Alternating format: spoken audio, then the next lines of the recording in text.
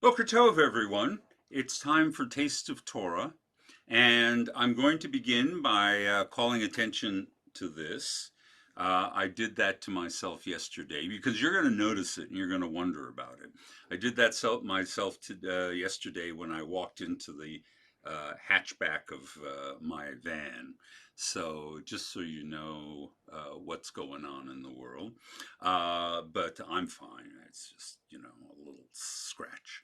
Any case, I thought I would begin by talking about choice. Choice. Judaism is pro choice, and I mean that in the most general way. We believe in the importance of choices. We believe in the necessity of choosing, oftentimes. And while we could be put in the general category of pro choice in terms of the specific way that Americans use it, we're really pro choice. But that doesn't mean that choices aren't scary sometimes. So I like to call attention to tea.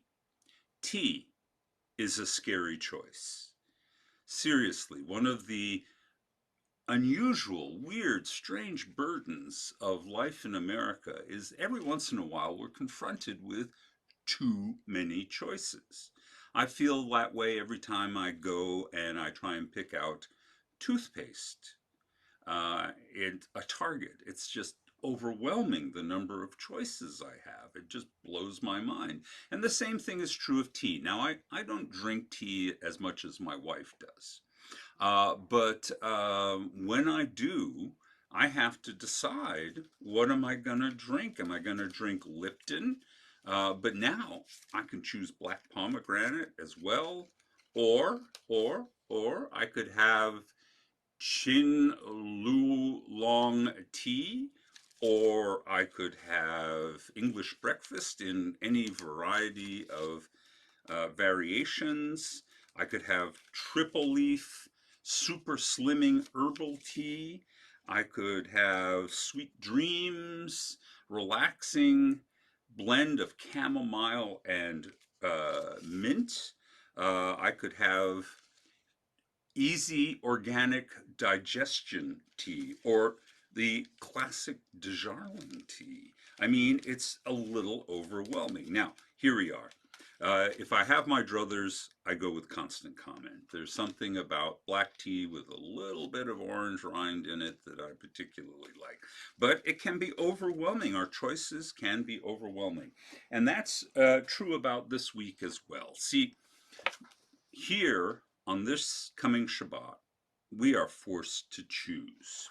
If you look at the traditional calendar, you will find this is the calendar used by Orthodox and conservative Jews. You will find that when we get to Shabbat this week, we're at the end of Pesach, but when does it end? All right. Now, if you are of the Orthodox conservative tradition, it ends Saturday night. If you are of the Reform Israeli tradition, it ends on Friday night. And I'm definitely Reform Israeli. So as far as I'm concerned, Pesach is over on Friday evening. As soon as the sun sets, as soon as Shabbat comes, we're done. But I know there are many of the people at Kolami who grew up with the Orthodox conservative tradition, and I want to honor their choices. If they want to eat matzah for another complete 24 hours, who am I to object? Right?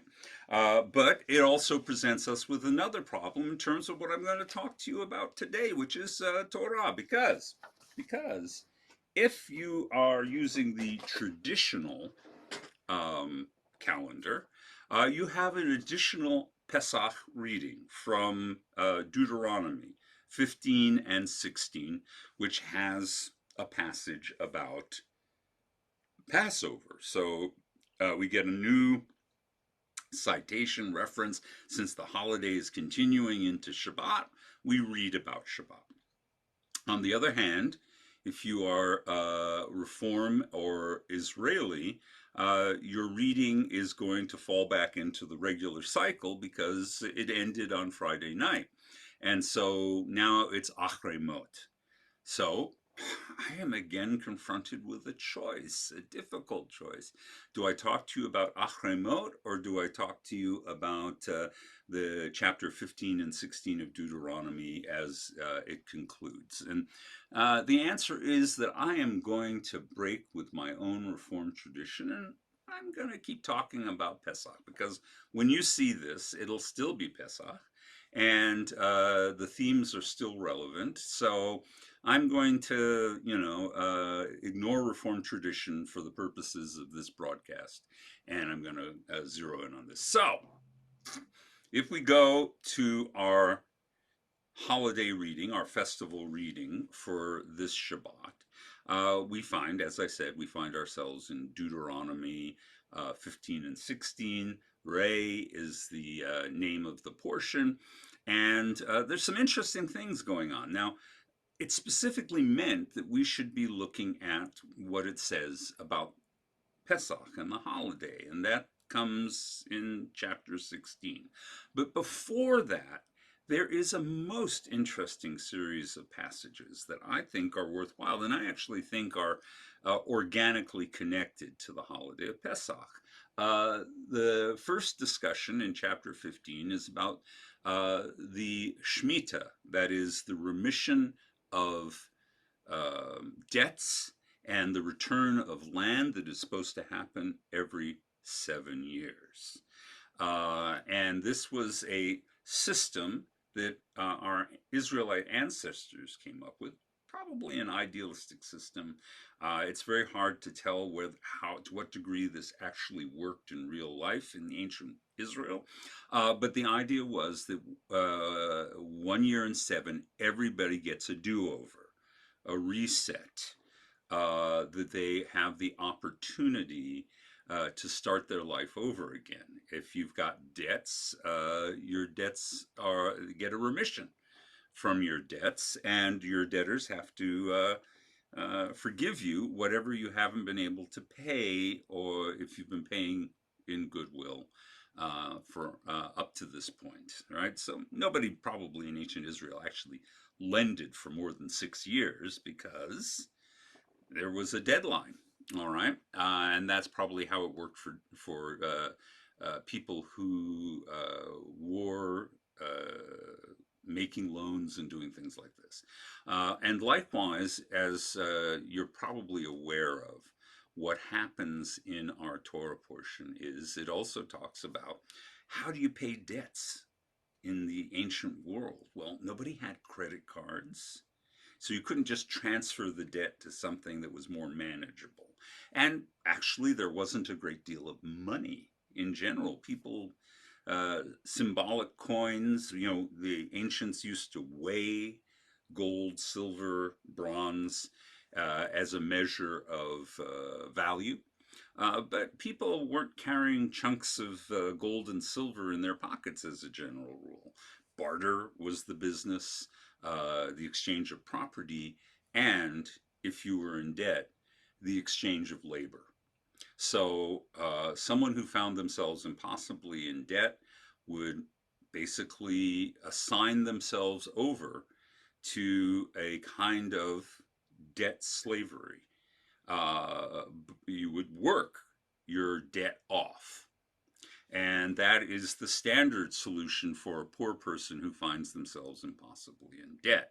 Now, this is connected to Pesach. So, what does it mean that suddenly you find yourself pulled back into slavery when we are celebrating the holiday that liberates us from slavery? Well, economic necessity creates this system in the ancient world because, as I said, there's not a lot of ready cash in order for you to be able to offer someone, even if you have it, which many people didn't. And there was very little by way of, advance credit that you could use to pay off another debt. So that's not a solution. So you end up working. But the understanding is that debt that becomes debt slavery can only last for a maximum of 6 years, just like holding a debt can only last 6 years. And so on the seventh year, on the Shemitah year, Anybody who's had to work for someone else in order to pay off their debts goes free. They are liberated from that. And there's a wonderful discussion in here in our Torah portion. I keep alluding to it, it's right over here. I keep it online here. First of all, about the importance of the society to ensure that people don't become so poor that this can happen to them. And that also is a very idealistic way of thinking about it. You know, it's really actually pretty remarkable. America, of course, does not define itself according to Jewish tradition or the obligation of the mitzvot, yet we are a society that really takes seriously the idea that there should be no truly poor people among us. There's lots of poor people. We know that. We know that a lot of people, Americans struggle. But what we don't have, as it would have been commonplace in the ancient world, is people on the very edge of starvation. We have created enough systems, what we call the social safety net, that people, many people will find themselves poor, but they won't find themselves at the edge of debt and at the edge of death. Sorry, always in debt, at the edge of death. Now, we can do much better, and we know that in a society as rich as this, we can make things better for our poor people, and sometimes we choose not to, which is kind of frustrating. But all in all, American economic justice gets at least far enough to help us avoid the issues that came up in Israelite society about people who were literally going to starve to death unless they sold themselves into temporary slavery. So, we have that discussion, which is a wonderful discussion. The emphatic commandment from God, there shall be no poor among you, which is one of the many, many references. I alluded earlier to choice.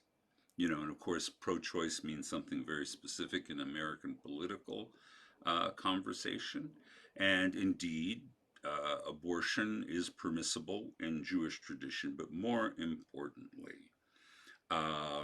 we have a culture where we can choose a lot of things about ourselves, and our culture helps us. And we try very hard to make sure that we don't have people starving in the streets.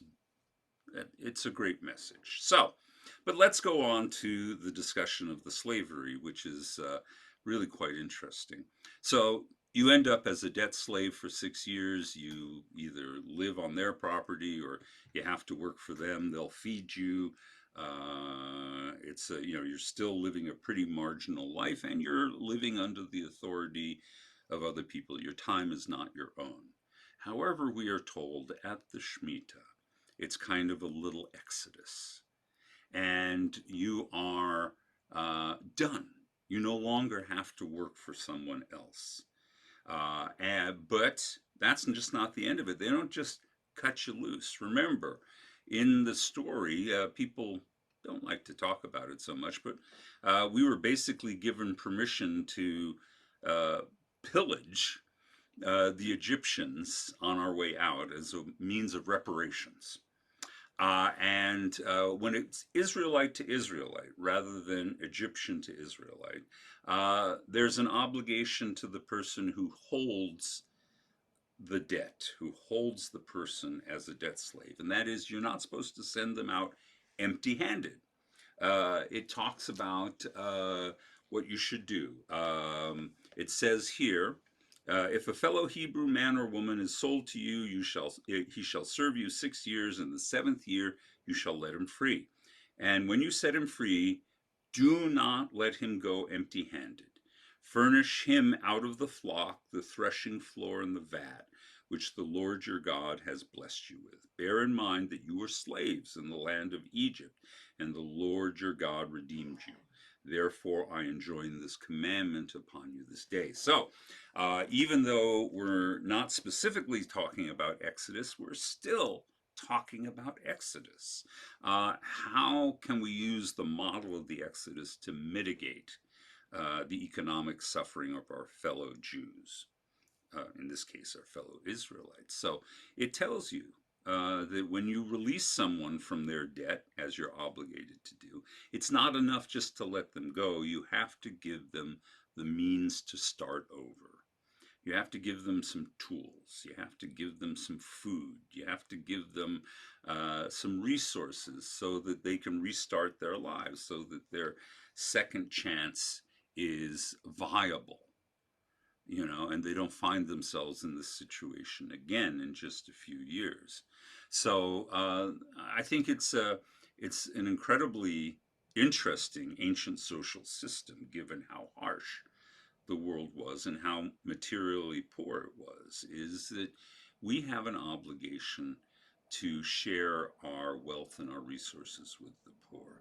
But then, since I was talking about tea and having big choices, the next part of our Torah portion talks about what happens. You even have choices about your status as a free person.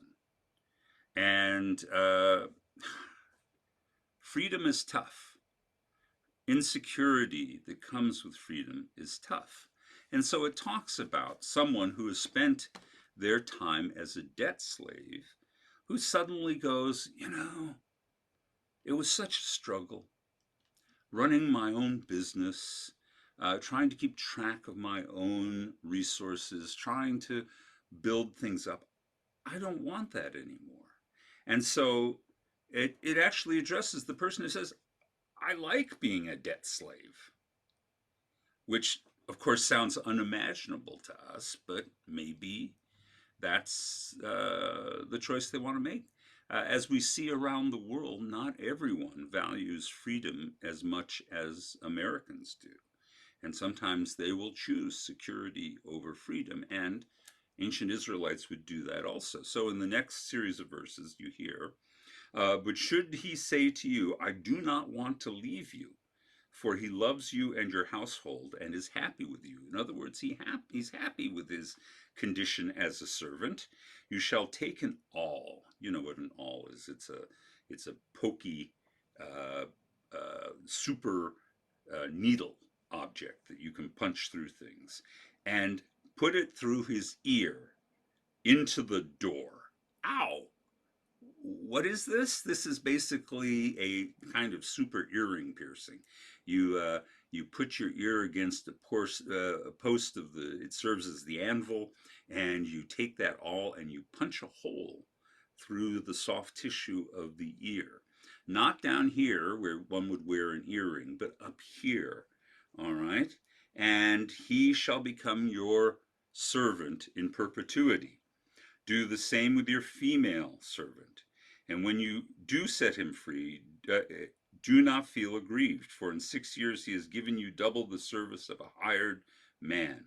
Moreover, the Lord your God will bless you in all you do. So you can potentially, by being a generous and caring overlord, find that certain people that you've extracted labor out as compensation want to stay with you. That's their choice. And then, in order to mark them in that status, you punch this hole in your ear. Bizarre, yes, but ancient body modification, not that unusual. We're used to it. We do it to our winky dink, right? Hang on a moment, folks. I've got my phone ringing.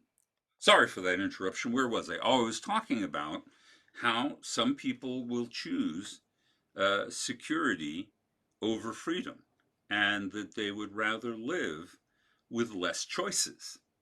They don't want to have to choose among all the different teas. They're more than happy with whatever tea is served in the household where they are currently serving.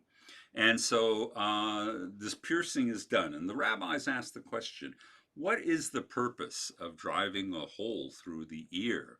And their response is, well, that is the ear that heard the voice of God speak at Sinai, granting freedom. That's the ear that heard Moses' call to leave the land of slavery. And by choosing slavery over freedom in perpetuity, you need to acknowledge that in the very organ of the body which first heard, you were once slaves in Egypt, but now you are free. So there's a lot of symbolism going on here.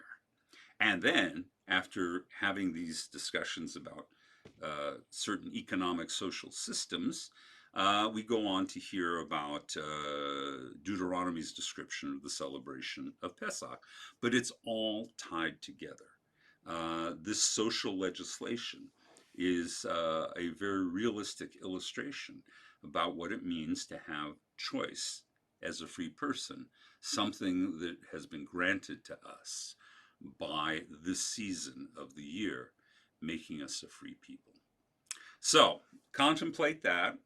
I'm not encouraging anybody to go puncture more locations in their ears or to seek out a permanent status with anybody else. Not even really possible in modern culture.